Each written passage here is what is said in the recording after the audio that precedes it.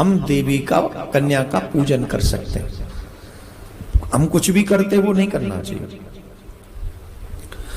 विशेष कामना की सिद्धि के लिए विशेष उम्र की कन्या का पूजन करना चाहिए। अगर आप चाहते हैं कि हमारी ये कामना पूरी हो तो उतनी ही उम्र की कन्या का पूजन आप करें। किस मनोकामना को पूर्ण करने के लिए कितनी उम्र की कन्या का पूजन करें? अष्टमी अथवा नवमी के दिन। कई जगह अष्टमी पूजन करते हैं और कई जगह नवमी पूजन करते हैं। ठीक है, सुनो, पहले तो उनके नाम सुनो। 1 वर्ष की कन्या का कभी पूजन नहीं करना चाहिए। ठीक। दूसरा, 2 वर्ष की कन्या को कुंवारी कहते हैं। 2 वर्ष की कन्या से ऊपर जो है उनका पूजन करना चाहिए। 2 वर्ष की कन्या को कुंवारी कहते हैं। 3 वर्ष की कन्या को त्रिमूर्ति कहते हैं। 4 वर्ष की कन्या को कल्याणी कहते हैं। 5 वर्ष की कन्या को रोहिणी कहते हैं। 6 वर्ष की कन्या को कालिका कहते हैं। 7 वर्ष की कन्या को चंडिका कहते हैं। 8 वर्ष की कन्या को सांभवी कहते हैं। 9 वर्ष की कन्या को दुर्गा कहते हैं और 10 वर्ष की कन्या को सुभद्रा कहते हैं। तो 10 वर्ष तक की कन्या का ही पूजन करना चाहिए। पहली बात तो ये समझ में आ गई? क्लियर? सब्जेक्ट क्लियर हो गया? अब आगे सुनो। 10 वर्ष से अधिक की कन्या का पूजन नहीं करना चाहिए। ये सच मान लो। कौन सी कन्या का पूजन करने से कौन से कार्य की सिद्धि होती है? अब ये सुनो। कुंवारी, 2 वर्ष वाले, कुंवारी नाम की कन्या का पूजन करने से दुख, दरिद्रता, शत्रुओं का नाश होता है और धन, आयु तथा बल में वृद्धि होती है।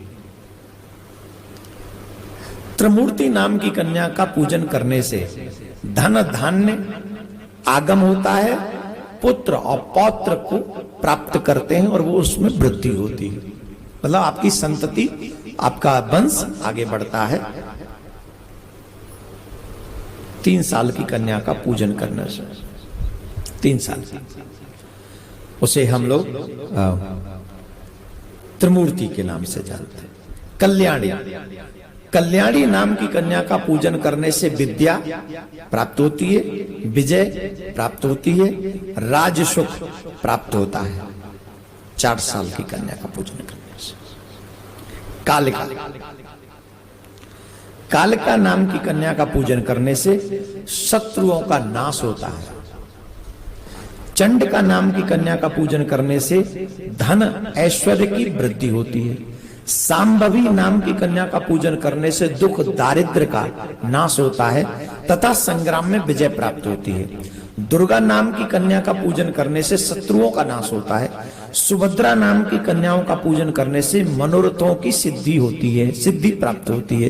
रोहिणी नाम की कन्या का पूजन करने से रोगों का नाश होता है। त्रिमूर्ति पूजन करने से कुमारी आदि का विधिवत पूजन सामग्री से पूजा करने से समस्त इच्छाओं की पूर्ति होती है।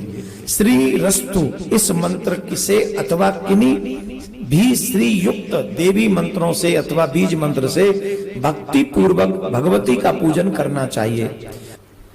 तो इनमें से जो भी वस्तु या जो व्यवस्था आपके जीवन में उतार चढ़ाव चल रहा हो, आप उस उम्र की कन्या का पूजन करें और श्रद्धा से करें।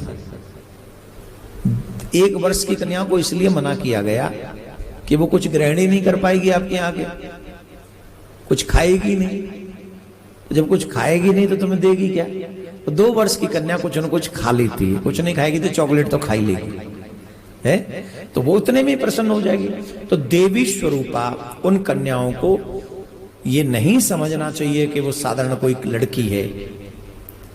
जब नवरात्रि के दिन आप उनका पूजन करें, अष्टमी नवमी को,